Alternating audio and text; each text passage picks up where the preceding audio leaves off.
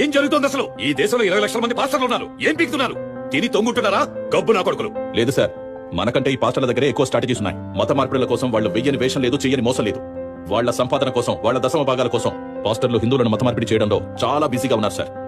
కానీ మీకొక చేదు నిజం ఏంటంటే అంతిమంగా ఈ దేశం హిందూ దేశంగానే ఉంటుంది. మీరు హిందుత్వాన్ని ఓడించడం అసాధ్యం. ఇది చెప్పడానికి వచ్చావా? నిజం చెప్పడానికి వచ్చాను. నువ్వు అనుకుంటే నిజమైపోదా? సత్యం ఎప్పటికీ సత్యమే. మీరు నేను అనుకుంటే అది మారిపోదు. నేను ఆ సత్యాన్ని తెలుసుకున్నాను. అందుకే నేను కూడా హిందువుగా మారిపోదాం అనుకుంటున్నాను. మారిపోవడం కాదు, పుట్టుకతోనే నేను హిందువుని. ఈ నకిలీ రూపాన్ని తొలగిస్తున్నానంతే. నీకెవరు పిచ్చి పట్టిందా? లేదు, పట్టిన పిచ్చి వదిలింది. ఏసీని వదిలేస్తావా? మన మతానికి ద్రోహం చేస్తావా? ద్రోహం గురించి మనం మాట్లాడకూడదు సార్. అసలు ద్రోహం ఎవరిదో నేను చెప్తాను వినండి. ఏ ధర్మం కోసం నా తాత ప్రాణత్యాగం చేశాడో ఆ ధర్మాన్ని నాశనం చేయడానికి నేను తిరుగుతున్నానని నాకు అర్థమైంది. మా తాత త్యాగం వృధా పోలేదు. వక్ర మార్గంలో ఉన్న నన్ను సన్మార్గం వైపుకి, సనాతన ధర్మం వైపుకి తిప్పింది.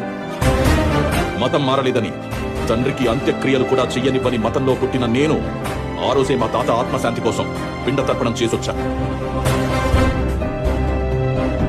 నేనే కాదు, మీరు కూడా 2-3 తరాలు వెనక్కి వెళ్తే మీ తాతో ముత్తాతో కూడా హిందుత్వం కోసమే బ్రతుకుంటారు. హిందుత్వం కోసమే పోరాడుతూ చనిపోయి ఉండొచ్చు కూడా. మధ్యలో వచ్చిన మతం కోసం ఆ హిందుత్వాన్ని లేకుండా చెయ్యాలని చూస్తున్నామంటే ఇంతకు మించిన ద్రోహం ఏముంటుంది? మతోన్మాదంతో మూసుకుపోయిన నా కళ్ళు తెరుచుకున్నట్టుగాని నాలాగా దారి తప్పిన వాళ్ళందరూ ఏదో ఒక రోజు హిందుత్వాన్ని వెతుక్కుంటూ వస్తారు. మన మూలాలు, మన అస్తిత్వం అక్కడే ఉన్నాయి. చావైనా బ్రతుకైనా హిందువుగానే. మీరు నాకు అప్పగించిన ఈ మిషన్ ఇండియా ప్రాజెక్ట్ కోసం నేను నిజాయితీగా సేకరించిన రిపోర్ట్ ఇది. అన్ని వివరాలు ఇందులో ఉన్నాయి. నా రిపోర్ట్ ని ఒక్క మాటలో చెప్పాలంటే, జై శ్రీరామ్ జై శ్రీరామ్ జై శ్రీరామ్ జై శ్రీరామ్ జై శ్రీరామ్ జై శ్రీరామ్ జై శ్రీరామ్. మీరు నాకు అప్పగించిన పని పూర్తి చేశారు. మీకు తెలుసు కదా, నేను ఏదైనా పని మొదలు పెడితే ముగించకుండా వదిలిపెట్టాను. ఇక హిందువుగా నా ప్రయాణాన్ని మొదలు పెడతాను.